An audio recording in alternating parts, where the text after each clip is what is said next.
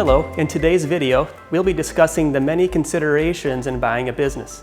From the 4 phases of a business's life cycle to the quality of its assets, we'll discuss how all that impacts risk in the final purchase price.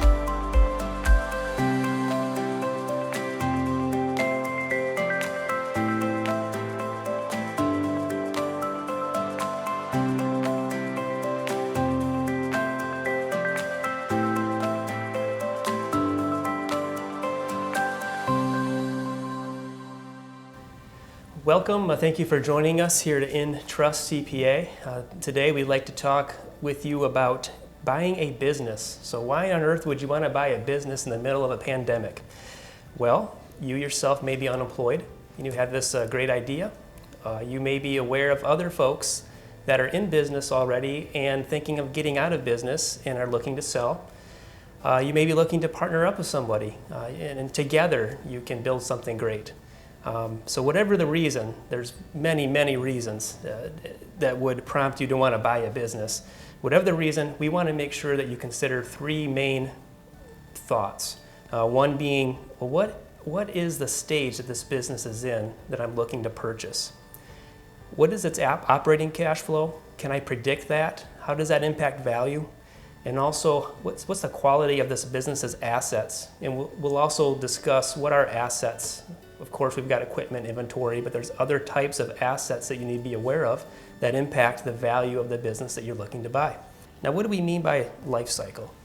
Well, that's where I think, Jeff, let's use a real life example. Is you're currently sitting in a cubicle in a large city and you're hearing about all the restrictions that are coming on from COVID, and you're wanting to say, you know what, this might be an opportunity for me to move out to a smaller town, maybe northern Michigan, let's say, or another smaller town.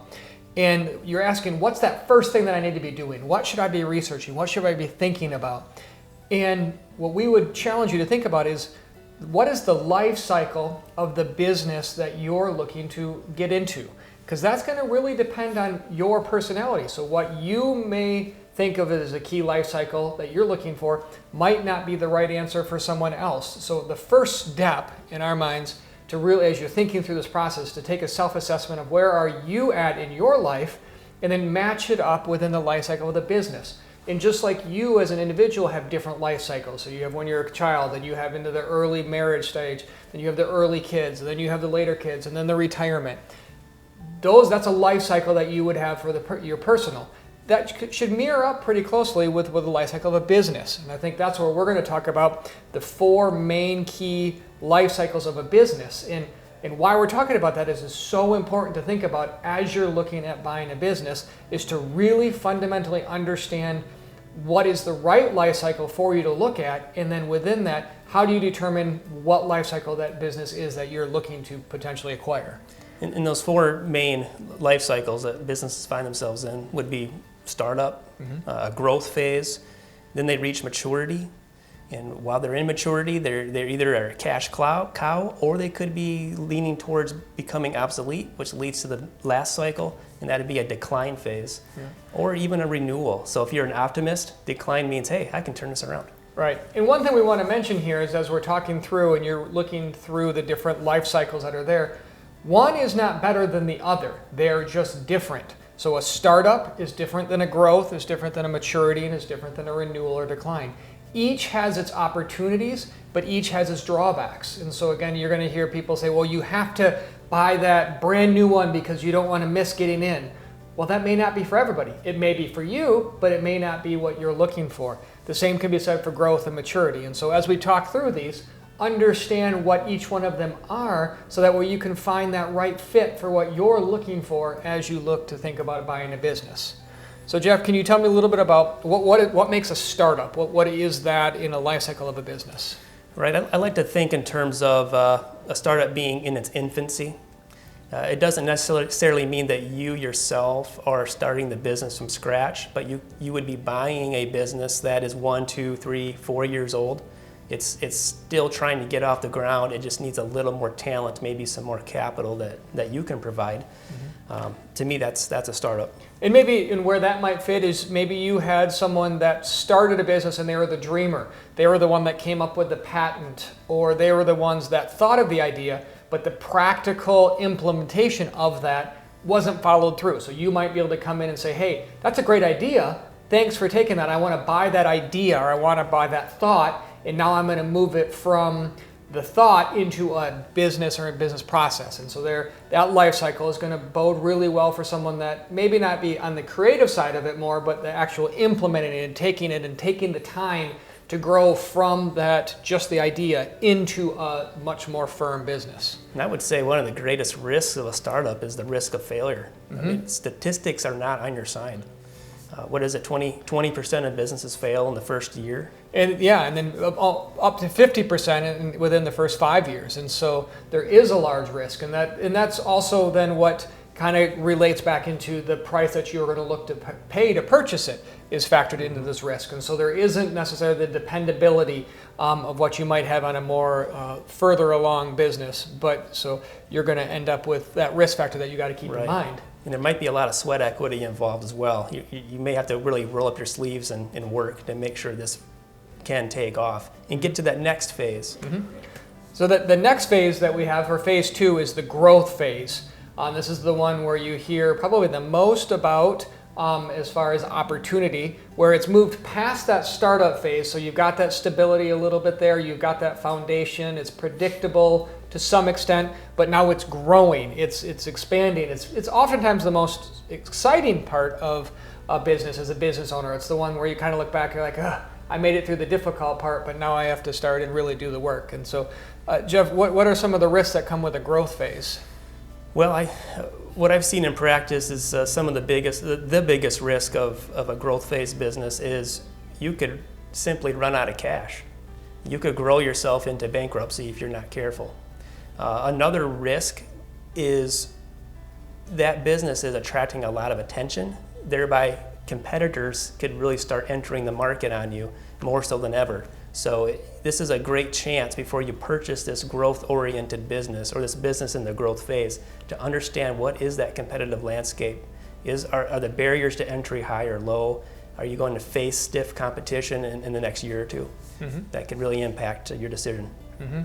And businesses within the growth phase do have more historical information, and so coming up with a worth or a valuation is going to be easier than it is with a startup because there's more predictability.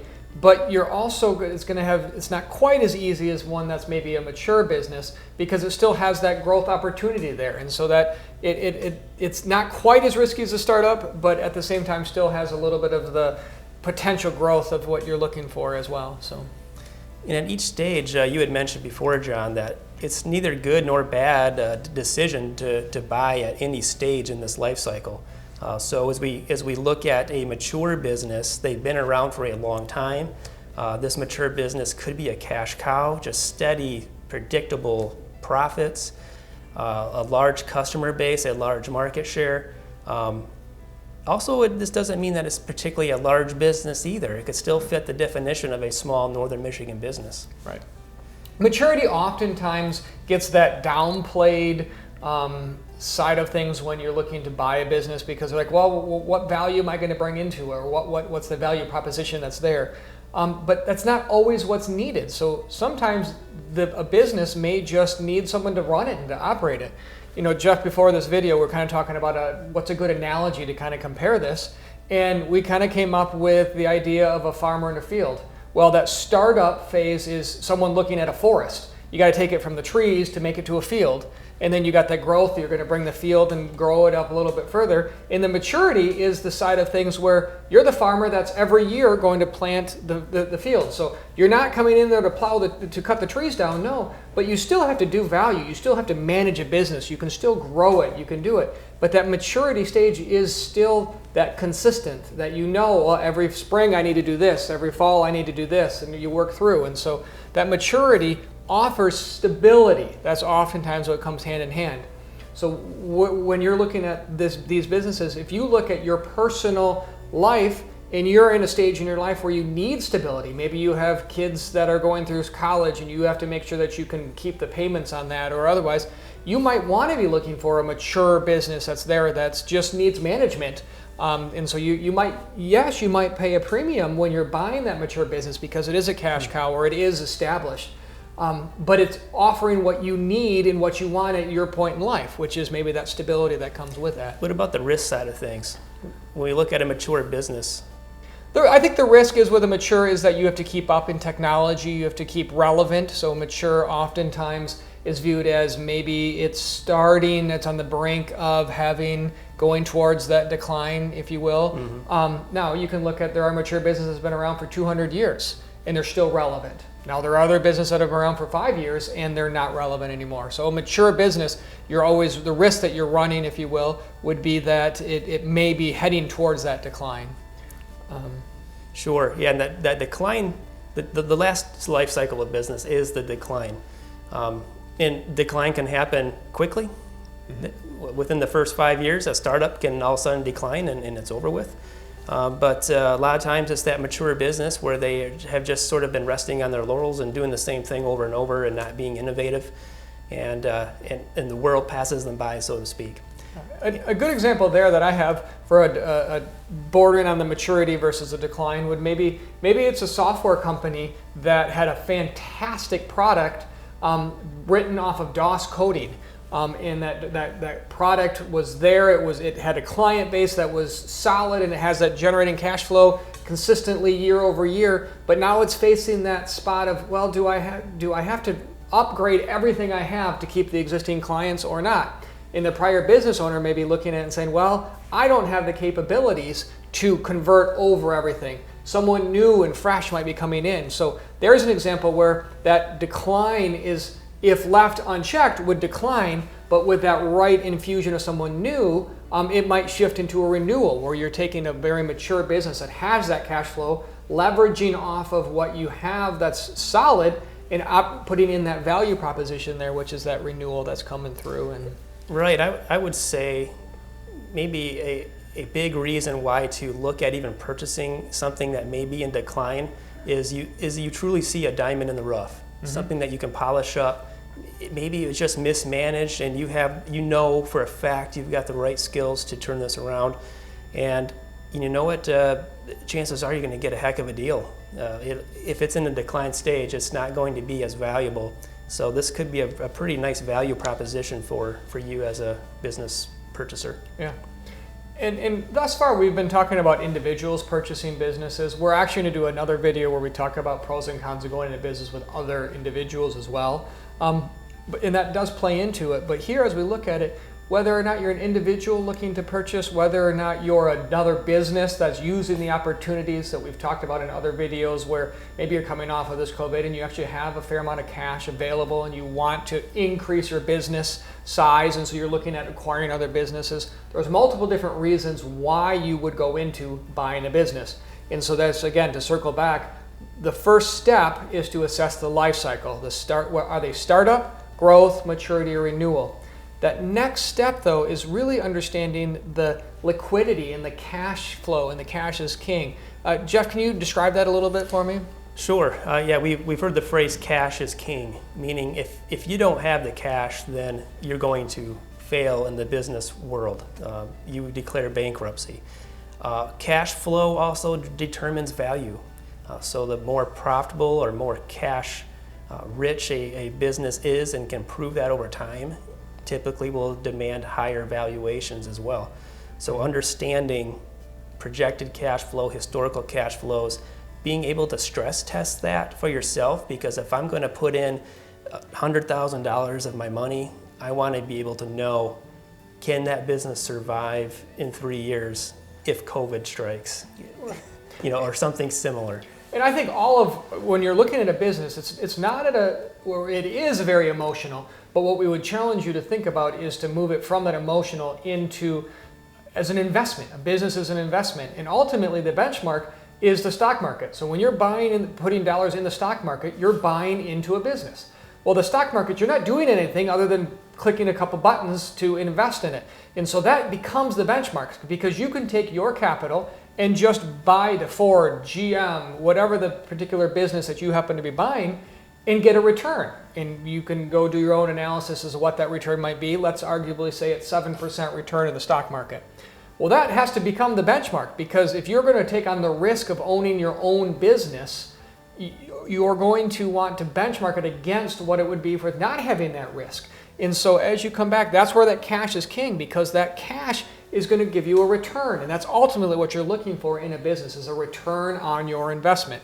And so the more stable that return is, the more solid and secure that investment is. So I have the feeling, John, that buying a business can be a part of your overall investment portfolio then. Correct. So I have this business that I run. That is a value that I could receive at retirement if I cultivate this business appropriately and grow its own value. And that can be part of my other mix of stocks. Yeah, and again, that comes back to you truly having a self-assessment on yourself of what stage of business are you buying and what does it match with who you are personally, because the return on an investment that a large corporation is looking to acquire a business is very different than if you are a single individual versus someone that's looking to almost retire. So every single position where you're at makes a big difference too on what type of business you're looking at and what the return you're looking to get. And we should probably state that a return on investment, if the investment is going to be risky, so if you're looking at these life cycle stages and you feel like this particular stage of this business is a bit risky, you're going to want to have a higher rate of return or have that expectation. And higher rate of return expectation or lower purchase price. And so there again, Exactly. I'm going to take it back to the stock market analogies. The utility companies, DTE, Consumers Energy, are going to have a lower continual dollar amount or expectation of return because it's very steady, as compared to maybe a construction company or some of the others that are highly cyclical in nature. You're going to have more risky and therefore demand a higher return for when you do make that profit. So throughout this video, we are assuming you want to buy something. And so the price that you ultimately negotiate is going to be based on this risk that we've just been talking about. You mentioned it could result in a lower negotiated price in order to achieve that rate of return that you need to offset risk. Yeah, I mean, that's the big purpose of this video. Yeah, and what we're not talking about here, you're going to notice actually, is how do you finance the business, or how do you value the business? That's not what we're talking about. We're going to deal with that in other future videos. Right now, what we're just talking about is just taking that self-assessment to step back, determine what life cycle is a business in, understanding that cash is king, and then truly looking, the next step would be quality of assets. So these assessments are things that you're going to do before you even get too far. And I think now is a great opportunity to make sure we mention early on in the stage, it's going to be important that you surround yourself with good quality advisors, accountants, attorneys, financial advisors, insurance, that you're going to want to surround yourself with those, because early on you want to have those fact checks against things, because it is going to become very emotional. It always is. We want it to be emotional to some extent, because otherwise you wouldn't be doing this. But you want other individuals that are not as emotional in the relationship to make sure that you're providing that guidepost, if you will, to make sure that we're really making that sound investment overall. Right, and you mentioned the quality of assets. So the quality of assets, the last topic we wanted to cover in this video, helps to drive the purchase price as well. So if you were buying something of higher value, it stands to reason you would pay more for it. And what I really wanted to touch on is a business has more assets than just the physical desks and equipment and computers. Some other types of assets that you may not be thinking of, especially if you are new in the business world, or newly looking to purchase a business, is the workforce itself. So the employees, the existing staff, if this is a growth or a mature company, what's the education level of those staff? How much experience do they have? What's their work ethic? The character of the individuals. So the more positive on the scale that the workforce becomes, the more valuable that workforce is. Business records, how meticulous is the record keeping? Is there information tracked that is very useful to managing and running this business? If that's already in place, that's value.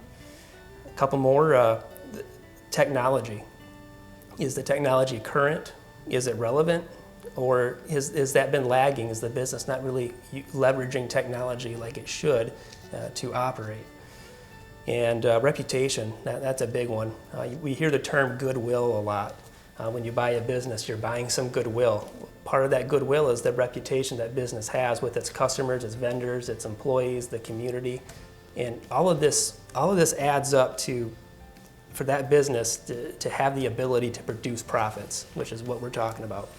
It has that, and it also tells you and gives you a better visual into what type of life cycle where it's at. So if you have a startup company, it may not have a well-established workforce. It may not have a lot of business records or customer base. And that kind of tells you, okay, we're a startup.